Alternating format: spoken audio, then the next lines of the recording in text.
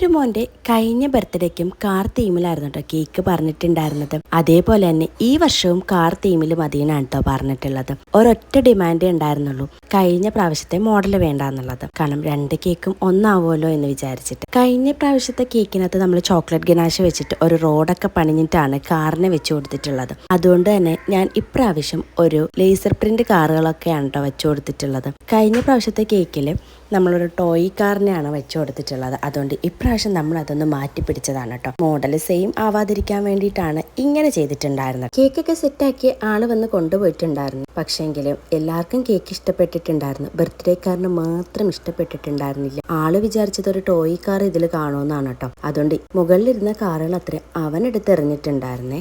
എന്റെ കൂടെ വർക്ക് ചെയ്യുന്ന ആളുടെ മോന്റെ ബർത്ത്ഡേക്ക് ചെയ്തു കൊടുത്തിട്ടുള്ള ഒരു വർക്കായിരുന്നു കേട്ടോ ഇത്. കേക്ക് എന്തായാലും എല്ലാവർക്കും ഇഷ്ടമായിട്ടുണ്ടായിരുന്നു. ഫൈനൽ ലുക്ക് ലാസ്റ്റ് കൊടുത്തേക്കാം. ഇന്നത്തെ വീഡിയോ ഇത്രയുള്ളൂ. അടുത്തൊരു വീഡിയോ ആയിട്ട് വരുന്നത് വരെ താങ്ക് യു.